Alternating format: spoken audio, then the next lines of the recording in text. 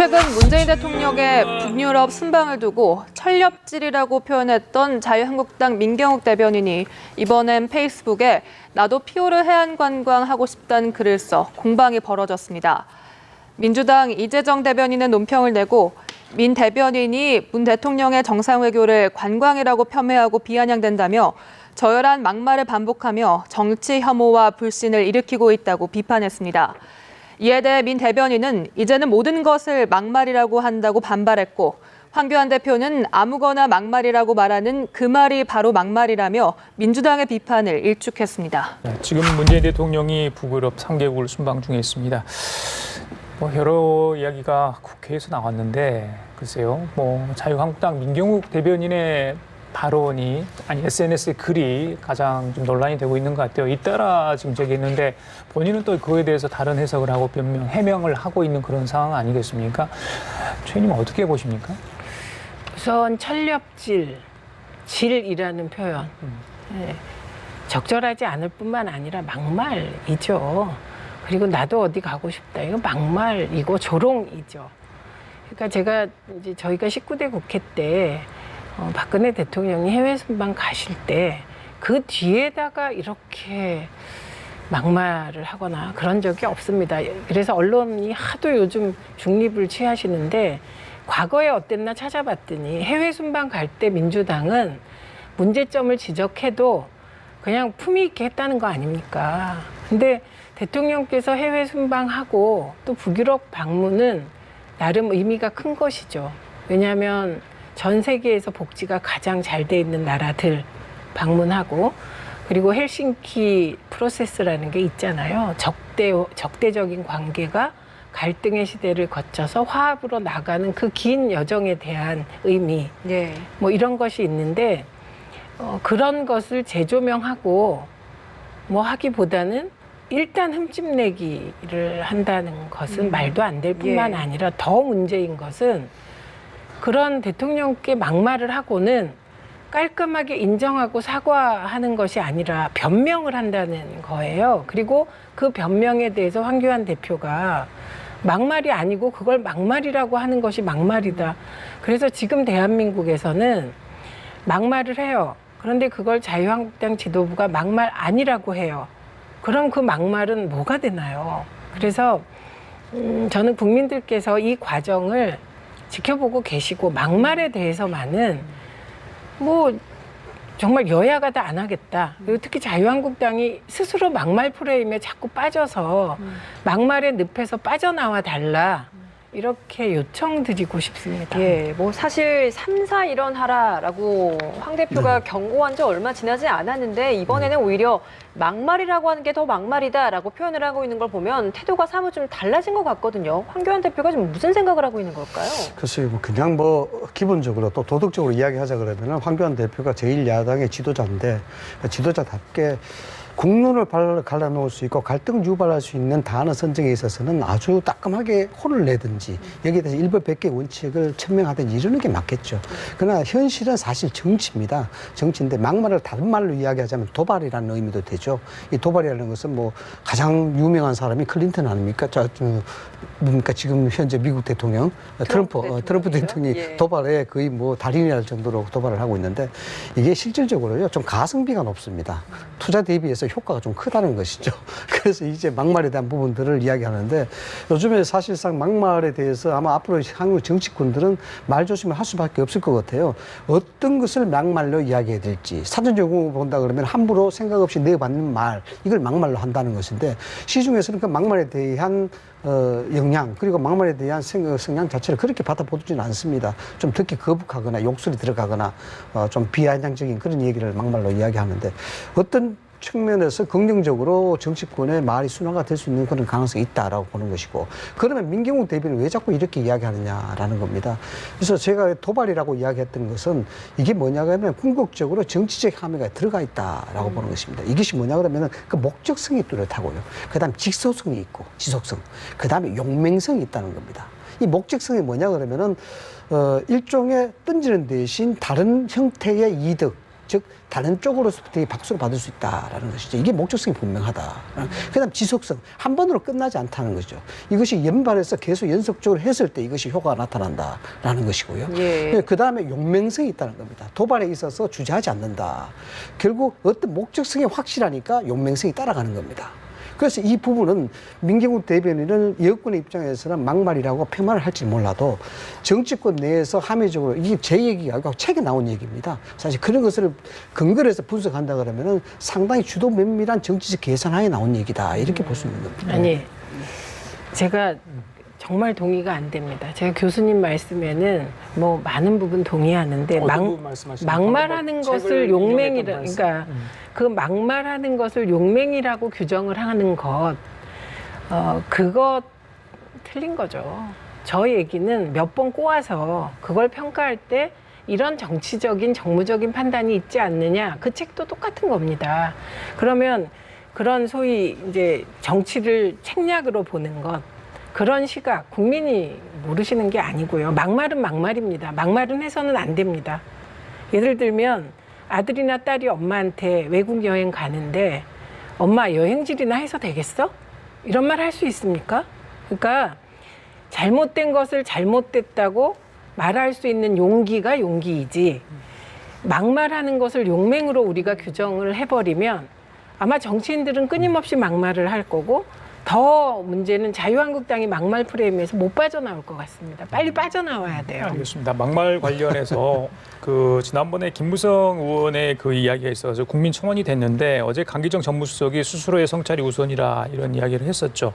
그런데 어제 이제 강기정 정무수석의 그 청와대 국민청원에 대한 답변 중에 논란이 됐던 부분이 정당 해산 청구 부분이 있었죠. 국민청원이 거기에 대해서 이야기를 했습니다. 그런데 이제 자유한국당에서 이 부분이 뭐 선거법 위반이 될 수도 있다 이런 이야기까지 했는데 그 부분, 그러니까 강기정 정무수석의 그 국민청원에 대한 답변 그리고 한국당의 주장 그 부분에 대해서 어떻게 보십니까?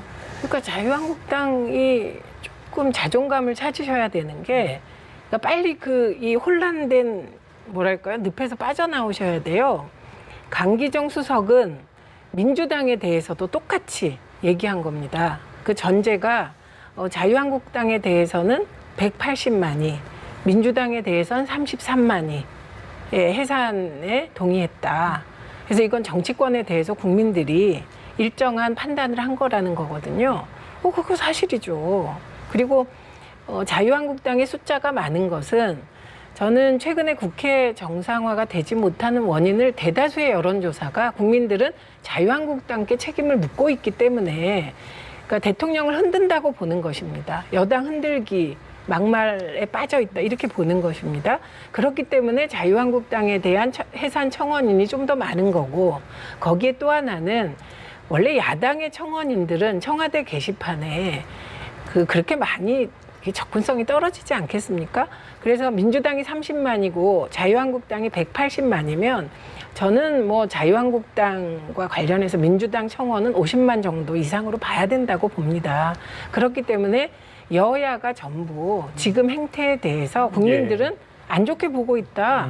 이거 객관적인 기술인데 민주당도 그러면 같이 발끈해야 되는데, 저도 지금 국회 보기가 너무 힘들고요.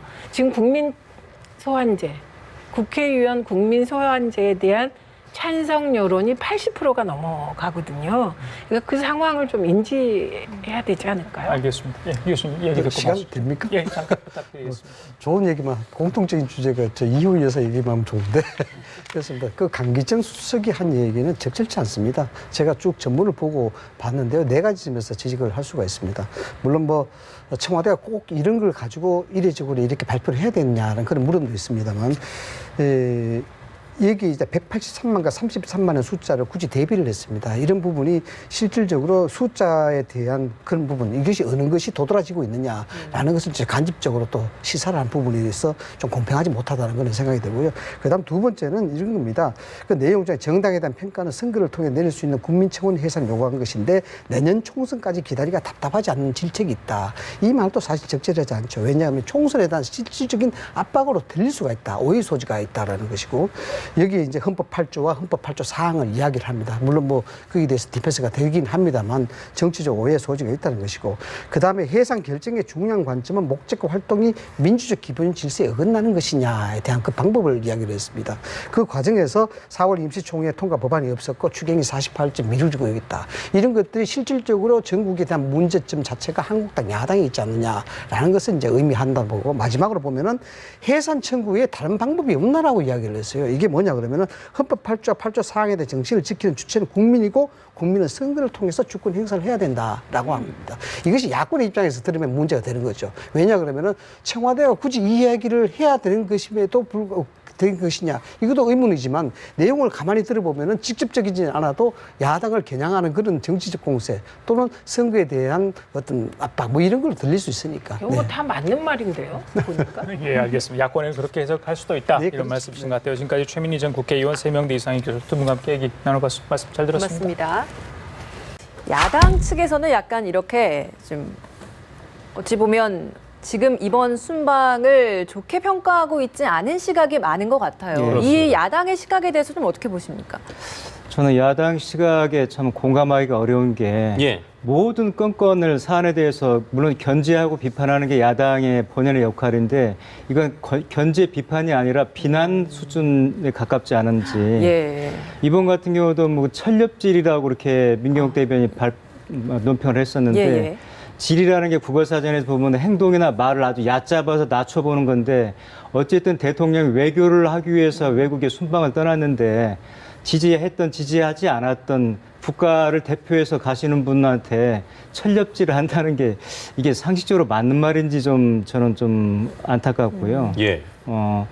설령 본인들이 조금 다르더라도 어떤 성과를 낼 수 있도록 같이 호응해주고 다녀와서 어떤 결과에 대해서 비판하고 이게 좀 온당한 자세지 떠나는 분을 향해서 이렇게 하는 게 제1야당으로서 또 이전에 그 집권을 했던 정당으로서 이게 온당한 처신인지 묻지 않을 수가 없습니다. 예, 민경욱 대변인 발언 또 여쭤보지 않을 수가 없습니다. 천엽질이라는 표현, 지금 대변인께서는 이런 표현의 수위에 대해서 좀 문제를 지적을 해주셨거든요. 좀 어떻게 바라보고 계십니까? 저는 황교안 대표가 이 문제에 대해서 단호하게 처리를 해야 된다고 보여집니다. 더 이상 사실은 민경욱 대변인은 대변인 자리에 있으면 안 되는 상황의 얘기를. 그러니까 내용적으로 사실은 지금 대통령께서 가시면서 메시지를 좀 적절하지 않게 냈다라는 것들을 얘기하면 된 거지. 국회 정상화 관련된 부분에 대해서. 예, 그건 제가 좀 이따 설명을 드리겠습니다만. 공당의 대변인이 논평을 하면서 대통령의 순방이라는 것을 철엽질에 비교하는 것은 전혀 있을 수가 없는 일이거든요.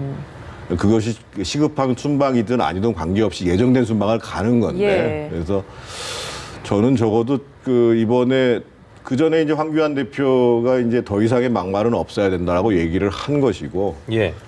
그러면 대변인 경질이 불가피하다고 봐야죠. 그거를 못하면은 사실은 이제 황교안 리더십이라는 게 의미가 없게 되는 그런 거라고 봐야 되거든요. 황교안 대표가 최근에 이제 당내 의원들이 이런 발언을 하는 데 있어서의 기자들이 계속해서 질문을 당연히 하는데 거기에 있어서 이제 나오는 답변을 보면 꽤나 좀 회피하는 듯한 직답을 피하는 반응을 보이고 있는 부분도 있거든요. 이건 어떻게 보십니까? 결국은 그러면은 막말을 어떻게 기준으로 삼고 그리고 이제 거기에 상응하는 조치를 어떻게 할 거냐 이런 얘기 나왔잖아요. 그러니까 이제 후속 조치가 당연히 있어야죠. 그래서 이제 신상진 신정기 특별위원장 같은 경우는 공천에 불이익을 주는 방안을 검토해야 된다. 그리고 이제 당연히 이제 막말에 대해서 징계를 하겠다라고 얘기했으면 도대체 뭐가 막말이냐. 예를 들면 우리가 이제 뭐 성차별적 발언이라든지 사회적 약자들을 어렵게 하는 발언이라든지 국민 통합을 분열시키는 발언이라든지 몇 가지 기준을 세우면 되지 않겠어요? 그래서 그렇게 하는 것이 이제 황교안 대표가 해야 될 일이고 그렇게 못해 나가면 사실은 이제 황교안 대표도 자유로울 수가 없고 아마 지난 주말에 이제 이 우파 진영에 어떻게 보면 상당히 통찰력 있는 어른이라고 할 수 있는 이문열 선생을 만나는데 이문열 선생님께서 하신 말씀이 그런 내용일 거예요. 내부의 환부들을 정리하지 않는 이상 자유한국당이 제대로 된 보수 우파 정당으로 국민들한테 지지를 다시 얻기는 쉽지 않을 거다. 이런 얘기를 하신 거고. 그래서 그것이 이제 향후에 있어서 황교안 대표가 정말 지금 현재 지지자 중심의 리더십을 넘어가지고 그 국민적 리더십을 얻느냐 마느냐 그런 기준이 되겠죠. 이게 보니까 그러니까 비판을 하더라도 뭔가 좀 품격과 품위를 갖추고 한 비판과 그냥 이제 아까 뭐 철렵질 같이 그냥 우리가 소위 말해서 막말이라고 할 수 있는 그런 표현들, 그러니까 이런 통제가 되지 않는 당내의 사정을 저희가 어떻게 좀 이해를 밖에서 해야겠습니까? 기본적으로 이제 뭐가 문제인지, 그러니까 문제가 있으면 문제를 고치고 나가야 되잖아요. 예. 고칠 생각을 안 하는 것이고, 그런 배경에는 이문열 선생이 재미난 표현을 썼던데, 이 솥 안에 있는 개구리들이 계속 이러다가는 말라 죽는다. 예. 이렇게 얘기를 하는 거거든요. 그러니까 그 내부에서 자기 지지자들이 환호하는 것을 좋아하거나 또는 이제 뭔가 그 화풀이를 하는 것을 좋아하게 되면 결국은 미래는 없는 거죠, 뭐. 이제 저는 예. 덧붙이자면은 우리가 이제 미국 같은 경우가 굉장히 기초 질서를 잘 지킨다고 이제 사례를 많이 듣는데 교통법규라든지 우리도 물론 잘 합니다만은 미국 국민성이 우리보다 뛰어나서가 아니라 그 법으로 강제를 하기 때문에 그렇거든요. 아주 과한 벌금형을 내린다든지 인신 구속형을 내린 건데 예. 우리도 이 한국당 이런 게 계속 반복되는 게 뭐냐면은 일종의 학습 효과거든요. 이렇게 해도 뭐 크게 나한테 신상에 뭐 어떤 돌아오는 게 불이익이 없으니까 해서 일종의 언론의 어떤 그 관심을 좀 받고 오히려 실익이 있다고 판단되기 때문에 자꾸 이런 일들이 벌어진다는 판단에서 한국당에서 황교안 대표가 지금 본인한테는 좀 기분 나쁜 별명이지만 처음에 초기에 황세모라는 표현이 있었는데 이것도 아니고 저것도 아니고 우유부단하다는 걸 드러내는 상징적인 적인데 이런 경우도 막말을 본인이 이렇게 앞으로 강하게 한다고 천명을 했으면은 그 조치를 또 합당하게 하셔야지 계속해서 말을 선언해놓고 또 가서 행동은 또 따르지 않고 그러면은 이런 행태가 계속해서는 반복될 수밖에 없다는 점에서 좀 문제가 좀 있습니다. 황교안 대표의 어떤 과감한 입장 표현이 필요하다, 조치가 필요하다는 두 분의 말씀이셨습니다.